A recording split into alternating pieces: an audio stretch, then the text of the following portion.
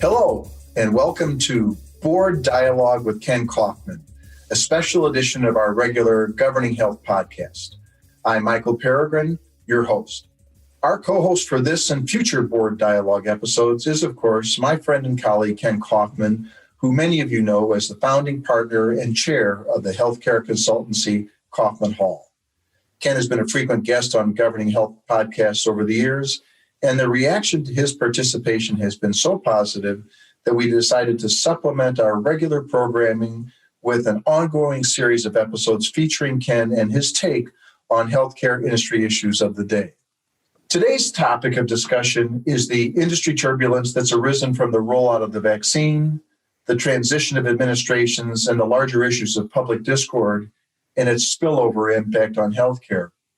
Ken and I suspect these aren't issues that many boards contemplated when they did their strategic planning for 2021, are they? I can't imagine that they did. I mean, even if you were a Hollywood script writer, you couldn't have figured out 2020 now, could you?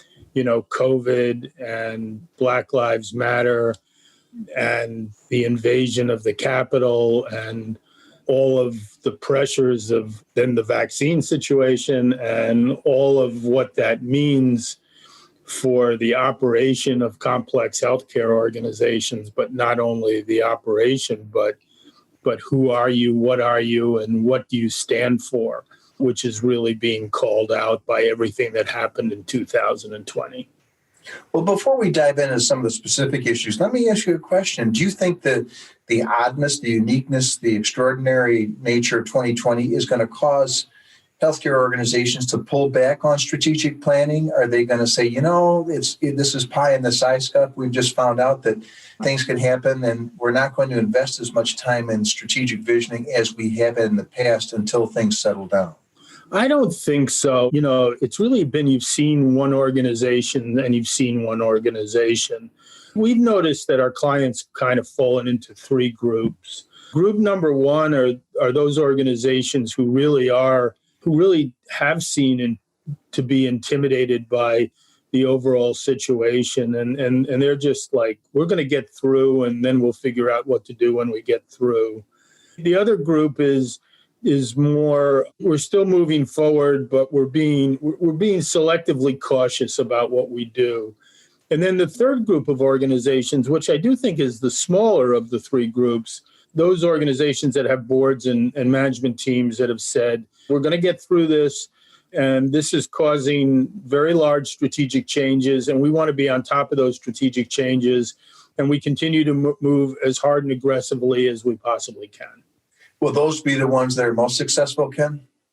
Well, it could be. I mean, there's the possibility that you're making very good strategic decisions right now, that you're getting ahead of the envelope, that you're going to be gaining in terms of the whole process. But it's possible that other organizations being very aggressive could make decisions that are not really that strategically helpful. And therefore, I think it's a little early to decide that just because you're aggressive now will give you a leadership position.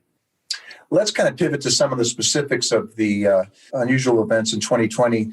President Biden has made a big emphasis on the historical diversity of his cabinet. And that is expected to kind of underscore his administration's approach to diversity and the focus on underrepresented communities on boards and in executive suites. What will it take for 2021 to be the year of action and results in the healthcare industry on these issues of diversity? Well, let's divide that question into two parts. The first part is, what does your organization really believe about this? And I think that there's a substance question here that's going to turn out to be really important. I think turning out to sort of be a fake on this issue is really a possibility of being very dangerous for your organization. So there was an article in the Chicago Tribune this Sunday, and it was called First Diversity, Next Accountability, which I think is pretty much exactly the question you asked. And they turned to a lot of companies and they said, how are you going to move from talk to action? And they talked to one human resource director who will remain anonymous, And they asked her why diversity was important. And she said, well, diversity at our company is very important because our consumers are very diverse. So the comment is very meaningful because it appears what she was saying is that if the customers of this company were not diverse, then diversity would not be of any interest to this company. And that the correlation is one-to-one and direct. And of course, that's not really what this is all about. This is about the moral, ethical, and social fabric of our society. And so I think the first thing that you're talking about, Michael, from this question is that organizations, and especially in healthcare, get this situation and get this question correct, that they evaluate it at the philosophical and moral level and not just at the, like, how are we going to be perceived about doing the right thing? So I think that that's the first very important part of this situation. The second is, of course, the question that you asked is how do we move from talk to action? And I think that we had a very interesting test case on this very recently in the sports world. The first one was when Greg Popovich, the very famous and important coach of the San Antonio Spurs, got kicked out of a game for arguing with the ref. And he turned to Becky Hammonds, who was one of his assistants, and he said, "You've got this." And then for the last 3 minutes of the first half and for the entire second half, she became the first woman to coach a male NBA team in history. And I think she may have been the first woman to coach any kind of male professional sports team. And that all happened because Greg Popovich moved from talk to action in the most powerful way. The second thing that happened was that Derek Jeter, who is the owner of the Miami Marlins, the Florida Marlins, he appointed Kim Eng as the first woman general manager of any professional sports team in the history of America, any male sports team. And of course, Derek is a first ballot Hall of Famer, absolutely iconic baseball player in every respect. And so he was able to use the power of his position and the power of his reputation to make this remarkable and extraordinary change. And so that is, I think, how we move from talk to action, that people who are in powerful positions, both in terms of the position that they hold and also the reputation that they have in 2021, move aggressively to make these changes, both from a gender diversity perspective and a color diversity perspective. So this is very much a tone at the top concern. Absolutely. Absolutely. I don't see how it happens any other way. Let's pivot for a second on another topic of interest in 2020 and how the evolving landscape affected healthcare. Where do the tech companies, the healthcare tech companies, sit now, Ken, from your perspective? What did the pandemic mean to them? How did it affect them? Did it change the course and force of disruption in healthcare from your perspective? Yeah, so we did, 5 to 10 years of acceleration of tech concepts and tech companies in 1 year. So we were already drifting in this direction where the entire consumer population was moving more to tech dependency in every respect.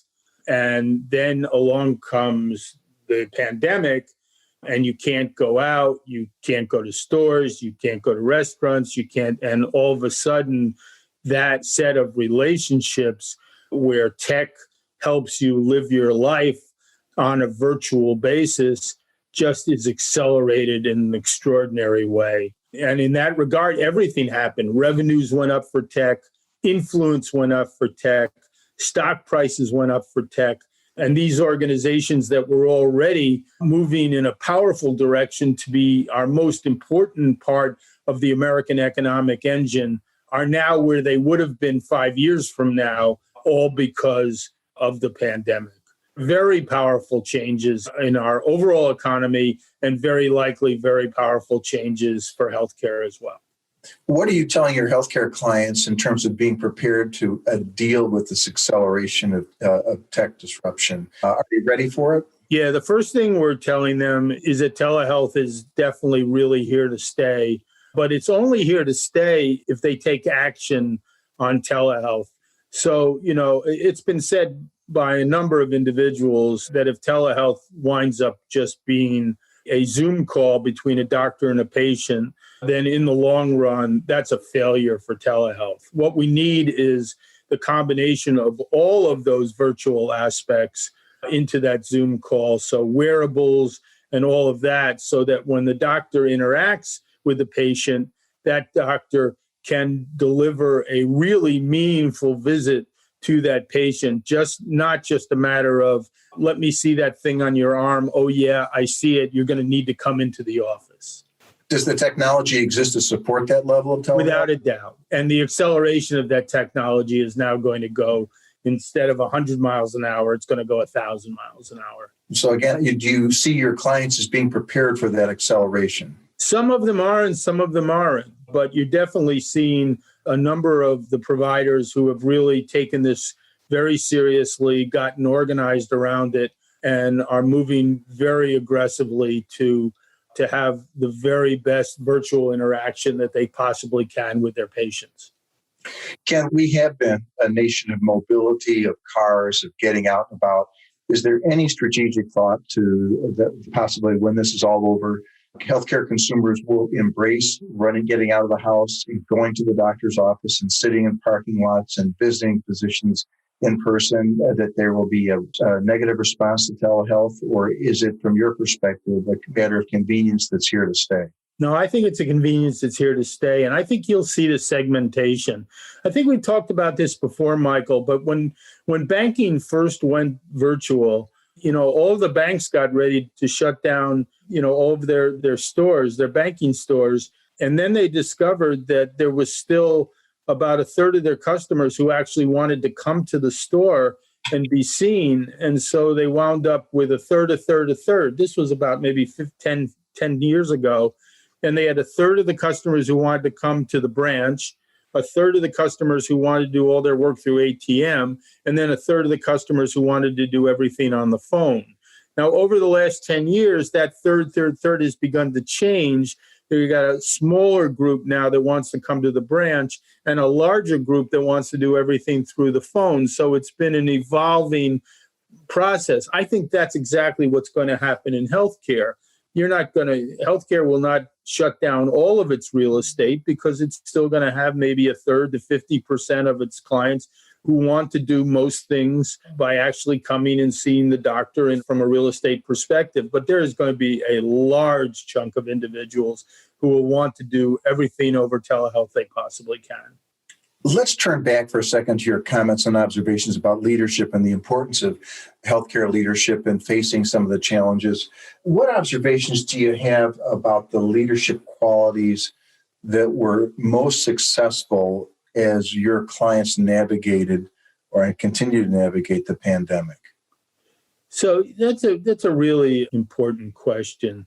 About 10 months ago, I had the opportunity to talk to Jim Collins about what he thought was going to happen in leadership and what was going to happen in leadership during the pandemic. And he said that he wanted to make the observation that most organizations were now partly transactions and partly relationships. And he said one of the things that had happened over the last 20, 25 years in the American economy is that we had devalued relationships from a corporate perspective in order to overweight transactions.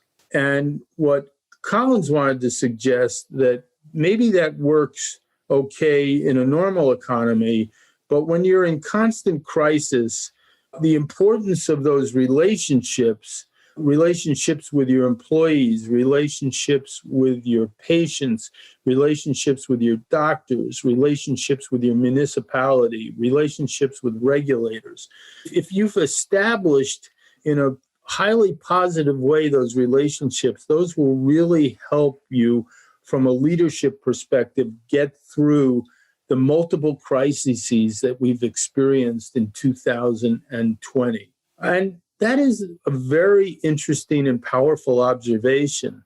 Now, when I threw that out to a number of CEOs, one CEO said to me, that's all well and good, but the reason that we've moved to a highly transactional economy is because a transactional basis of running your organization, that leadership structure, is what delivers reliable service on an ongoing basis and results in the best financial outcomes for your organization. So that CEO said to me, he said, I think many organizations will be very reluctant to move away from a transactional perspective and move to a relationship perspective because they think that it's possible that that will damage the financial integrity of their organization and also the important clinical relationships they have with their clients. And so that sets up a very interesting discussion. And I think that the answer to that, as we've thought about what Colin said and then what some of our CEOs said, is that it's not either or, is that in certain circumstances, you have to have cultivated the strongest relationships you possibly can, but you also have to have a strong enough transactional leadership basis in order to assure that your organization is running in the best way possible. And we see that for sure as different organizations have tried to come up against the COVID problem. And now, as different organizations are trying to rotate to be effective givers of the vaccine. So I think, there's a lot of other leadership questions, but that kind of framework is very thoughtful in thinking about that. So is your advice to boards that they be prepared to continue to give their CEOs as much leeway as possible in managing the organization's way through the pandemic? I think there's no question that the organizations have done the best are the organizations where there is a very clear dichotomy between what the board does and what management does. Organizations where the board is confused about how involved the board is in operations made it much more complicated for those organizations to respond as rapidly as they needed to the pandemic, but also to racial equity issues and now political complications as well. Let's wind up this round of questions with your perspective and that of Kaufman Hall on the current direction of M&A in healthcare, whether COVID will continue to change the rationale for consolidation, whether the regulatory environment will continue to be a barrier. What do you and Kaufman Hall see as the 2021 future for healthcare M&A? Well, so we think when we come out of this that M&A will accelerate. I think that some of the organizations that are big and strong and have a lot of scale, as they come out of this, they're going to be bigger and stronger and they're going to have more scale. I think that we'll see more interaction between different size systems. And so, I think we can fairly believe that we'll see an acceleration of M&A activity once the vaccine begins to take hold. As far as the regulatory environment is concerned, that is very confusing. So there's just an awful lot of interest right now as to what the FTC is going to look like. There's likely going to be a new chair. Biden has not appointed the new chair yet. So everybody's beginning to look at that. Over the last 8 to 12 years, right through the Obama administration, the Trump administration, the staff had very strong opinions at the FTC, and a lot of people are waiting to see whether those opinions will hold sway as we go into the Biden administration. They're very hospital consolidation opinions, and will that continue into Biden? There was a very important outcome in regard to the Jefferson-Einstein merger in Philadelphia. That merger was opposed by the FTC. They ruled against that merger. It was very controversial in the Philadelphia area because Einstein is one of the last safety net hospitals left in Philadelphia. The political apparatus in Philadelphia, including the Congress people in the Philadelphia area, were very upset with that decision. However, the Attorney General of Pennsylvania opposed the merger as well. Einstein and Jefferson appealed that to the district court.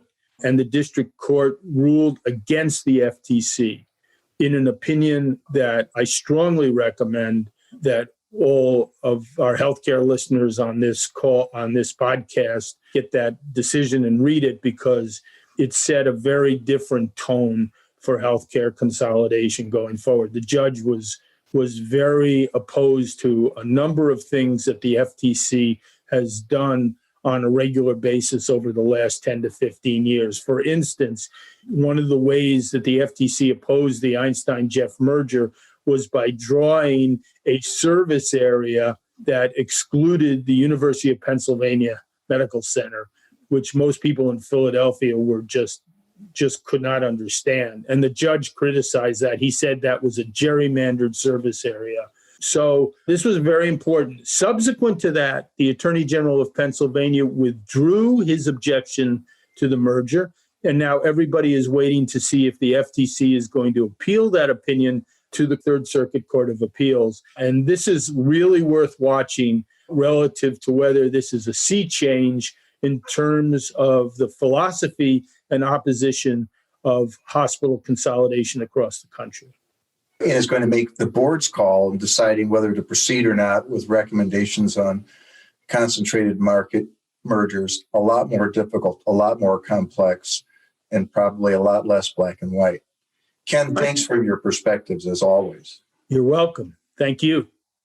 So, Michael, this is one of the great things about what we've been doing lately is that I get to ask you some questions, and we really get to more of a back and forth, which I really enjoy. So let's talk about the concept of corporate purpose and social responsibility relative to board action, board thought process, and we were seeing this really big time. And I mean, it's just all over the place in the corporate world right now. And how is this going to translate to our more important healthcare organizations? I think the response, Ken, would be twofold. Number one, the discussion of corporate citizenship, of corporate social responsibility, and things of the like, the values-based corporation is here to stay, at least for the first several years of the Biden administration. It's just too strong of a message not to sustain its power and influence. Healthcare organizations need to understand, whether they're for-profit or not-for-profit in scope, that this applies directly to them. There is no extension, there is no immunity for healthcare industry companies from this discussion. So we're encouraging our boards to begin to consider their role as a corporate citizen, how they would approach a value-based organization, and to begin to evolve, at least to consider some of the implications of what it means to implement social responsibility through the system. Not the kind of stuff that's typically been on the agenda for healthcare organization boards, but now absolutely they have to begin to have that discussion. And I think that they will find, and this picks up on some of your conversations, Ken, about diversity and the importance of the workforce and talent development. I think boards will find that their ability to implement meaningful elements of corporate citizenship will be easier than they thought. To quote a famous coach, all the pieces seem to be in place for that. To ignore the issue on the grounds that we're healthcare, we're at the front lines of the pandemic, we are valuable corporate citizens, or to think that we are immune because we are not-for-profit tax exempt would be a major strategic error. And what kind of reaction are you getting to that advice? I've seen that it's complicated because inevitably it's seen by individuals as through a political lens. So I would imagine that the initial CEO board chair discussion would honestly have a lot to do with the political philosophies of the CEO and the board chair. And that's absolutely true, and I would agree, but it's almost inescapable not to notice the change in the environment over the last 3 months in terms of executive involvement and executive voice in matters of public policy. In years past, and we've talked about this, where CEOs have been highly reluctant for good and proper reasons to have any voice on behalf of their company in the social issues of the day.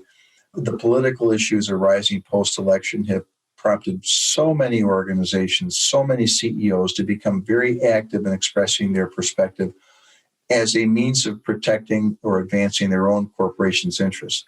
I think we will see again, at least for the next several years, an inclination towards executives becoming more prominent in their public expression of views as a matter of advancing the corporation's mission. And we've just seen an explosion of that already in other industries. And we've seen organizations like the National Association of Manufacturers and other industry groups taking a similar position. So I think it's here to stay. I think healthcare boards are coming to it slowly. But with every passing day, with stories in the major papers about how CEOs are leading their organizations on these matters, I think it will again become inescapable that they must put their toes into this water. And so how does that relate then to the public shaming and enterprise reputation issues that we've seen in the final days of the Trump administration? To be honest, that public shaming can come from both the left and the right. Is this something that hospitals need to be concerned about? And how do you find your way through this? Well, I think you find your way through it by a point that you made earlier in our conversation, and that is that recognize that key people going forward will probably be the Chief Talent Development Officer and the Chief Communications Officer.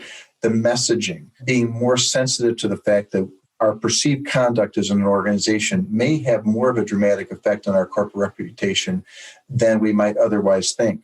And this goes to some of the negative stories that have appeared about healthcare organizations over recent weeks in terms of vaccination availability and things of that nature, preferred status, who is appropriate to receive the vaccine and who is not.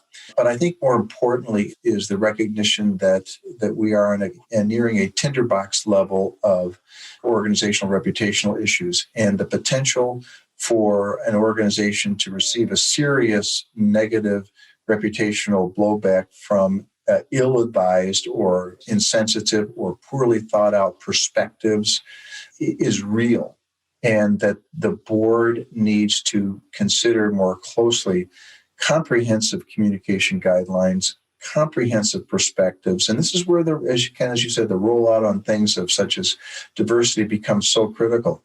Messaging will be an exceptionally important part of a healthcare organization's mission in 2021. And so those are great and very interesting comments. So how did you react to the vaccination rollout and the things you were reading in the paper? And what grade would you generally give from a reputational perspective, the rollout capabilities and approaches taken by your hospital clients? I always take pass-fail courses, so I'd like to skip the grades, but I do think that what I worry about, and this is something I think all of us talking or listening today have experienced in one shape or another, we're frustrated with access questions. We're frustrated with websites that are melting down. We're frustrated about the classification we fall in with respect to the vaccine. I worry about that frustration blowing back inappropriately or unintentionally on healthcare clients. The unintended consequences of the flaws of the vaccine rollout and its implications on what I perceive to be an innocent party, the healthcare system, is something that I'm encouraging clients to speak to their communications advisors about. That worries me. I don't know about you. Oh, yeah. I mean, as we're doing this, I'm sitting here in Illinois, and we have had a very frustrating process, to use your word, of moving from 1As to 1Bs.